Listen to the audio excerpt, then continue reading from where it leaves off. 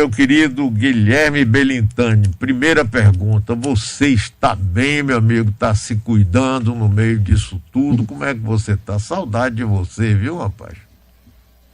Bom dia, Mário. Bom dia, Abraão. Bom dia a todos aí no estúdio. Um abraço especial para essa rádio tão querida, assim, Rádio Metrópole.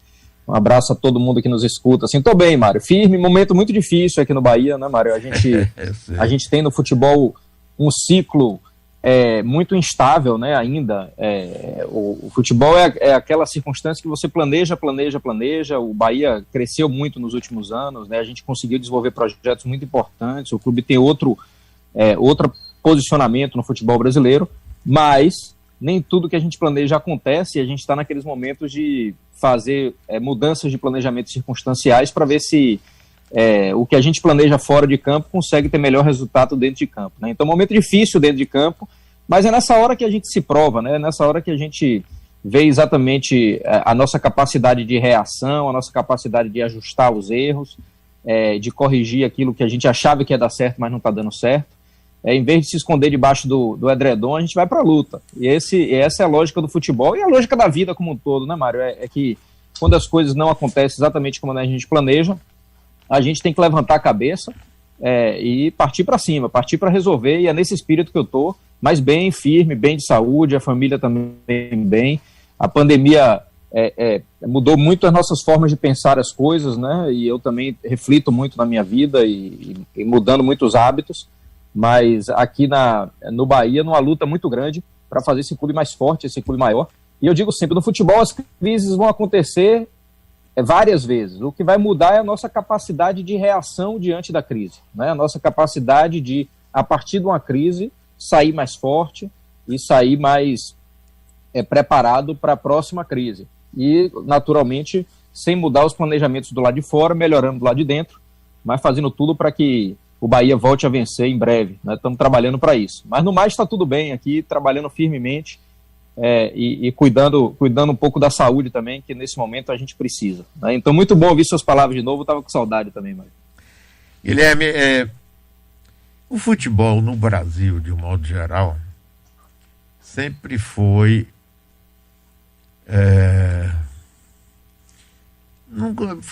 mal frequentado, digamos assim. Sempre. Mas eu sinto que a partir de uma certa profissionalização que está havendo no mundo todo em torno do futebol, o futebol passou a ser uma grande empresa, com grandes lucros, movimentando muito dinheiro e muitas paixões também. Mas ainda aqui no Brasil, a gente via, não sei se ainda vê até hoje, aqueles caciques do futebol que dominavam, que faziam todo tipo de jogo. Eu me lembro do Bahia antigo, de Osório Vilas Boas, o Vitória de Ney Ferreira, rapaz, eram figuras assim. Tem até aquele livro célebre de Osório, quer dizer, sobre Osório, Futebol, Paixão e Catimba. Pois contando inclusive vários episódios. Eu convivi muito com Osório, que ele era vereador quando eu fui prefeito eleito, e ia muito na casa dele, gostava muito dele, era uma figura. Mas hoje a gente sente que, por exemplo, com uma chegada como um quadro como você no Bahia, apesar de nesse momento o Bahia não estar vivendo bem em termos de resultado de futebol, mas há uma mudança de abordagem, de mentalidade, não é? As coisas estão se colocando num plano de maior seriedade. Eu queria que você falasse um pouco sobre esse processo de transformação e algumas dificuldades que você encontra nele. Boa, Mário. Primeiro, assim, isso não é algo isolado do Bahia, né? Eu acho que o futebol brasileiro ele vem avançando nos últimos anos, né? Ele vem, primeiro porque a legislação ela apertou um pouco e para o bem, né? Ela obriga os clubes a terem eleições a cada 3 anos, então isso tornou, de certa forma, os clubes mais abertos, ou aqueles que eram muito fechados têm que dar muito trabalho, tem que ter muito trabalho para se manterem fechados, né? logicamente ainda não é um processo aberto, democrático, transparente de todos os clubes, mas o Bahia sim avançou muito nesse aspecto. E outros clubes também estão avançando muito no aspecto do profissionalismo, né? A gente tem hoje clubes aqui, eu cito Grêmio, Internacional, Flamengo, Palmeiras, aqui no Nordeste, Ceará e Fortaleza também como bons exemplos, né? De clubes que têm avançado no seu processo de organização, tem sido gerido por pessoas que não têm mais aquela visão como dono do clube, né? Que ele se confunde como dono do clube, né? Ele tem claramente uma visão que ele está ali num determinado momento transitório para colaborar com o clube naquele momento, que depois cada um vai viver sua vida de outro jeito, vai voltar a ser torcedor de arquibancada, não é? Mas naquele momento você deu o seu máximo, você priorizou a gestão, e isso tem acontecido em vários clubes do Brasil e contribui para um maior profissionalismo do futebol. Infelizmente, isso ainda não gerou uma união mais ampla dos clubes, Mário, que é o que daria o grande salto do futebol brasileiro, né? Porque o futebol brasileiro é uma grande indústria de entretenimento, mas não é tratada como tal. Ela ainda há um tratamento muito subprofissional, assim, no aspecto da união. Mas eu acho que isso é uma questão de tempo, né? Eu acho realmente que isso é uma questão de tempo. Porque com a profissionalização de cada clube individualmente, o próximo ciclo será a união desses clubes. E aqui, logicamente, eu faço uma ressalva. Não é todos os clubes que estão se profissionalizando. Ainda há muito amadorismo, ainda há muita circunstância de decisão emocional, de pressão a partir disso tudo, né? Então, o que a gente tem buscado sempre, eu também nessa atuação do futebol nacional, né, hoje eu sou coordenador da CNC, que é a Comissão Nacional de Clubes, é uma espécie de associação de clubes, né, de união dos clubes, e que cada ano tem um coordenador, e esse ano eu sou o coordenador dessa comissão, e a gente tem trabalhado muito lá para que os clubes cada vez mais saiam unidos dos processos, né, e a gente tem avançado nesse aspecto, mas ainda é um engatinhar, digamos assim, né, ainda é um processo de início da profissionalização. Eu tenho a crença de que em mais alguns anos nós vamos avançar para um futebol mais profissional no coletivo e cada vez mais também em cada clube individualmente, né? O Bahia tem feito sua parte, o Bahia foi pioneiro desse processo lá em 2013 com a intervenção, e a partir dali a gente vem avançando muito na qualidade da gestão. Para você ter uma ideia, Mário, por exemplo, de 2017 a 2019, quer dizer, nos 2 últimos anos, tirando aqui a pandemia, né, porque não dá para incluir a pandemia nesse cenário, mas o Bahia saiu de um faturamento de 90 milhões para um faturamento de 190 milhões. Então, a gente praticamente dobrou aí o faturamento do clube em 2 anos, com ações de profissionalismo, com isso tudo, né? Agora, a gente sabe naturalmente que esse é um processo longo, é muito difícil fazer futebol no Nordeste, a gente ainda sofre muito com isso, mas a gente tem que fazer nosso papel e também, ouvindo crítica, num momento difícil como esse, principalmente do futebol, né, de resultado, a gente tende a ter uma sedução de jogar tudo por água abaixo, tomar decisões equivocadas, sair contratando um monte de gente sem dinheiro para pagar, mas isso também é fruto de um processo histórico do futebol brasileiro, que acha que tudo se resolve no momento de crise com irresponsabilidade. Não é isso, naturalmente a gente a gente está fazendo aí algumas contratações, vamos fazer mais algumas, mas sem parecer que é isso que vai resolver nosso problema. Tem muito mais coisa também para a gente ir corrigindo dentro do clube. Eu estou conversando com o Guilherme Belintani, presidente do meu Bahia e de muita gente, da maioria. Bora Bahia, BBMP. Belintani, me diga uma coisa. Você acha que... Eu me lembro sempre do presidente do Vasco, aquele Eurico. Ele, rapaz, para mim, era o estereótipo do dono do clube, arrogante, violento, porretão, machão.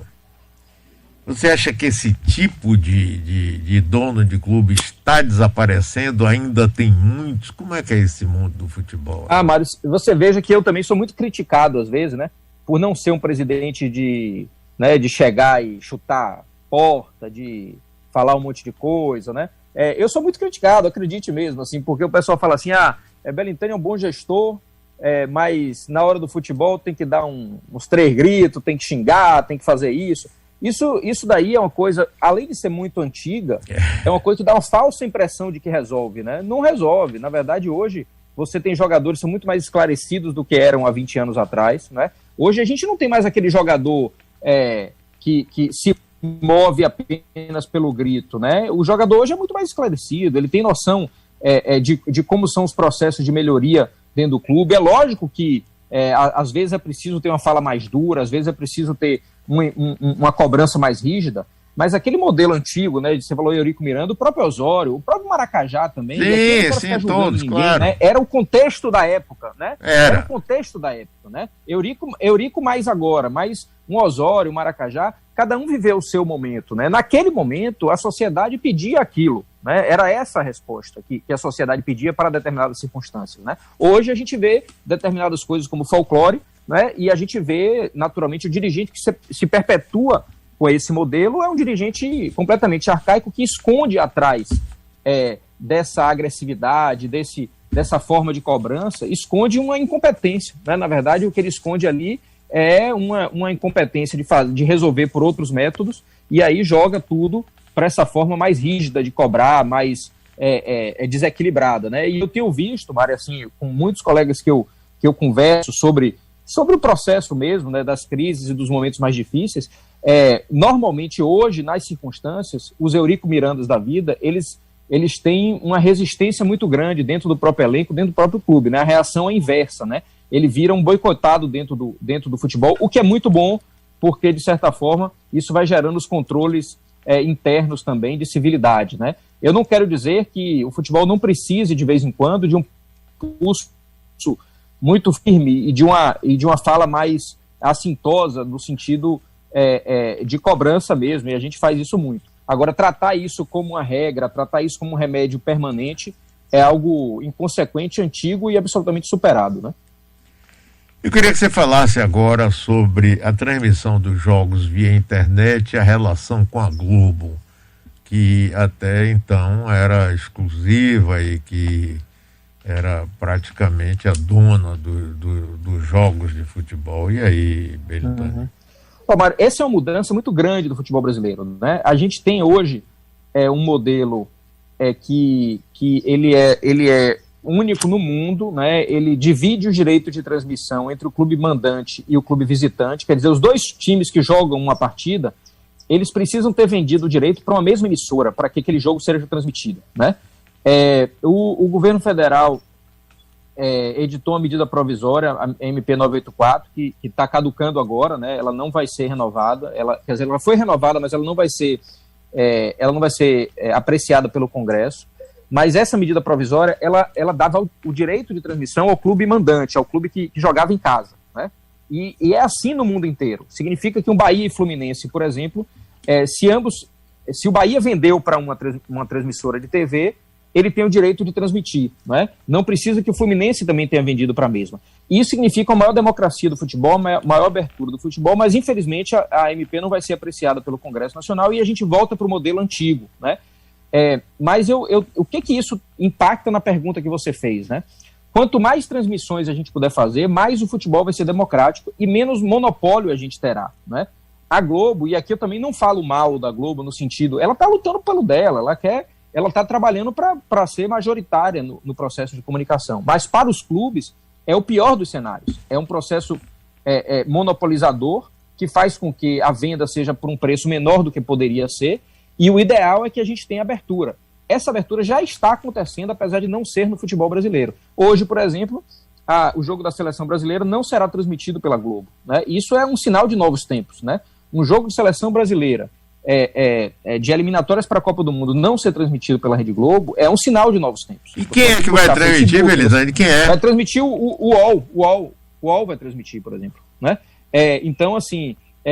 a gente vai ter transmissões em alguns canais de internet. A gente teve partidas já, Mário, de Libertadores transmitidas exclusivamente pelo Facebook. Então, esse é um processo revolucionário de transmissão. É verdade. Né? É um processo de democratização, no sentido do telespectador, que ele não fica com jogos... O que a Globo quer? A Globo quer transmitir alguns jogos, mas a maioria deles deixar lá no pay-per-view, que você tem que pagar 200, 300 reais por mês para assistir. E aí o povão não consegue assistir. Então, não é que a Globo queira todos os jogos para transmitir os jogos. Ela quer os jogos para esconder os jogos dentro do pay-per-view. E o que Facebook tem feito, a Amazon tem feito? Tem comprado esses direitos e transmitido muitas vezes abertamente. E isso dá democratização e a transmissão passa a ser sustentada pelo patrocínio, né? Assim como a Rádio Metrópole, né, que está transmitindo a sua programação, e o que paga a transmissão da Rádio Metrópole é o patrocínio, né? Então, a gente vai, de certa forma, ampliando esses canais de divulgação, e eu acho que isso é muito positivo. Agora, os times não perdem dinheiro com esse que normalmente recebiam muito dinheiro da Globo. Como é que é? Expliquei para mim, que eu sou neófito nisso. Veja, Mário, hoje a gente continua recebendo, são os principais contratos dos clubes são da Globo. Quando eu cheguei ao Bahia, o Bahia dependia 70% do contrato da Globo, quer dizer, 70% do orçamento do Bahia era da Globo, né? Hoje a gente reduziu muito, o nosso orçamento caiu para 25% relacionado à Globo, portanto, a gente sai de 70% para 25%, não é porque a Globo diminuiu, é porque o faturamento geral cresceu do clube, então a gente ficou menos dependente do contrato de TV. Ainda precisamos muito, 25% é muito representativo no caso da Globo, né? Mas estamos menos dependentes, o que é um bom avanço. Acontece que quanto mais concorrente vai aparecendo, o preço vai subindo mais, mano. Então o bolo geral aumenta, né? Então, assim, a gente vai ter os contratos atuais do Campeonato Brasileiro vão até 2024. Em 2025, a gente vai ter uma concorrência muito forte de transmissão do Campeonato Brasileiro, porque todos esses novos players de comunicação do mundo da internet, né, esse novo ciclo de comunicação no Brasil e no mundo, ele vai participar do leilão com os clubes, e certamente... Alô, caiu aqui, sim. E certamente isso vai gerar um aumento de preço, um aumento do volume, né, do volume geral pago. Então, naturalmente, com a concorrência aparecendo, com o fim do monopólio, 2025 a gente deve ter contratos muito mais ampliados e de volumes muito maiores. Belitani, fale sobre sócio digital. Olha, aí é uma coisa que a gente está pegando e preparando o clube, Mário, para essa nova circunstância, né? O sócio digital é uma plataforma que o Bahia fez sendo pioneiro no Brasil, né? É uma plataforma de streaming e, ao mesmo tempo, eu digo assim, sempre que é uma mistura de Netflix com redes sociais, e a gente faz aí um canal de transmissão do clube, e a gente transmite mais de 3 horas por dia de conteúdo ao vivo, transmitindo os treinos, programas, um programa que, inclusive, na elaboração desse programa, a gente usou muito o pioneirismo que a rádio fez, Mário. Porque, às vezes, isso se dilui no tempo, né? Quando todo mundo começa a fazer, se dilui no tempo. Eu me lembro já no final da década de 90, começo de 2000, com a chegada da internet ali, o começo de uma internet mais... Você começou um processo dentro da rádio de uso da comunicação direta com o ouvinte, de uso e recentemente de transmissão por vídeo, que quase nenhuma rádio fazia, né? E a gente usou isso muito como parâmetro. Nós pegamos o nosso programa do Esquadrão, que era só pela rádio, e agora transmitimos pelo vídeo. A gente transmite treinos ao vivo, a gente transmite entrevistas ao vivo, tudo isso dentro de um aplicativo. É o único clube do Brasil que começou com essa iniciativa. Todos os clubes estavam fazendo no YouTube, e a gente fez um aplicativo próprio. A gente já está com mais de 10 mil assinantes e quase 100 mil usuários dentro do aplicativo. É uma forma que a gente se planeja para, quando o mercado de transmissão abrir, o Bahia poder transmitir os seus próprios jogos. É isso que a gente está preparando.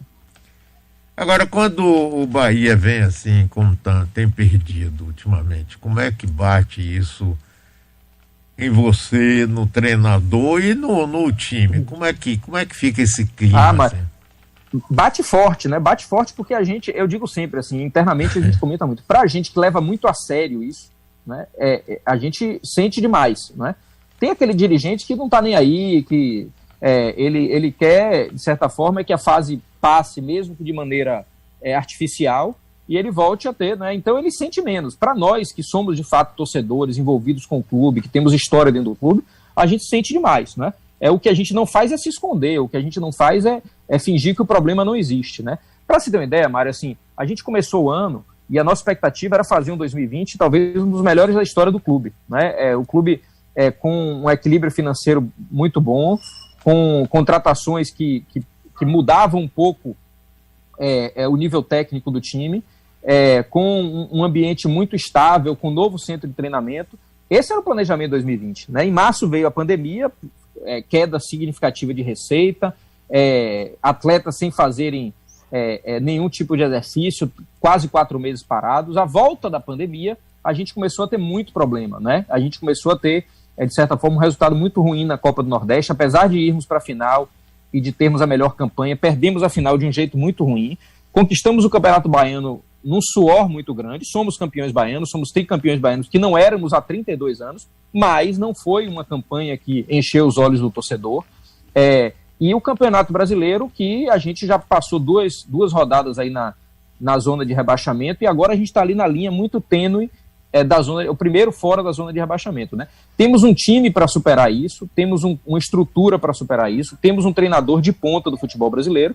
O grande desafio é equilíbrio emocional, né? Equilíbrio emocional, manter a confiança do time, conseguir fazer alguns investimentos de complementação, né? Ainda faltam aí talvez 2 contratações que a gente já está tentando, já fizemos algumas propostas essa semana, tivemos a negativa, porque também não queremos contratar só para contratar, queremos contratar os jogadores certos, né? Já contratamos 2, devemos contratar mais 2 ou 3 talvez, mas ainda num processo um pouco lento por conta exatamente das nossas escolhas. Mas o que a gente tem que fazer é justamente isso, equilíbrio, corrigir, fazer algumas contratações, melhorar a postura tática do time. O time parou de tomar tanto gol quanto tomava, né? O time já começou um processo de organização melhor dentro do campo, mas a gente não acredita em milagre, se de uma hora para outra o time vai voltar a brilhar. A gente de fato entrou numa situação muito difícil e estamos trabalhando aos poucos para sair dela com muito suor, muito trabalho. O treinador Mano Menezes praticamente se mudou para o CT Evaristo de Macedo, está dormindo lá vários dias, não é, com a comissão técnica, justamente para ter mais tempo de trabalhar. Isso é muito positivo, são pessoas que estão mergulhando o clube intensamente. Você tem medo do Bahia para a segunda divisão? Mário, a gente trabalha para que isso não aconteça e eu tenho fé que não vai acontecer. Não é? A gente trabalha justamente porque se o futebol tiver alguma lógica, né, a gente vai se recuperar. Né? O futebol não é todo lógica, não é todo lógica. Se fosse todo lógica, a gente nem estava nessa posição que a gente está hoje. Mas se ele tiver alguma lógica, né, o trabalho que a gente está fazendo vai surtir efeito e a gente vai superar essa fase bem ruim. Assim. A gente acredita que nosso elenco é melhor do que muitos dentro do Campeonato Brasileiro, nossa equipe técnica é muito experiente, né? E o clube é um clube estável, tem pessoas sérias dentro do clube, tem jogadores com vontade de superar esse obstáculo, e a gente está contando também com a união de muita gente, muitos conselheiros apoiando, enfim. Na fase difícil, Mário, a gente tem que se abraçar com quem apoia a gente, com quem gosta da gente, e trabalhar para superar. Eu tenho fé, certeza que a gente vai sair dessa. Agora, nós todos sabemos que futebol é uma caixinha de surpresa, para não usar chavão nenhum. Belitani, meu querido, que bom conversar com você, viu? Tá com saudade, boa sorte, continue jogando duro e vamos levantar esse nosso querido Bahia, que é importante para todos nós, para o nosso coração, para nossa alegria. Um abração para você, Vamos em frente, Mário. Eu que agradeço, obrigado aí, um abraço a todo o torcedor, aquele que está confiando e está apoiando muito a gente. Pode ter certeza que o elenco está devendo, a gente está devendo, mas a gente vai fazer essa entrega que o torcedor merece, vamos passar dessa fase. Obrigado a todos aí, um abraço e bora Bahia!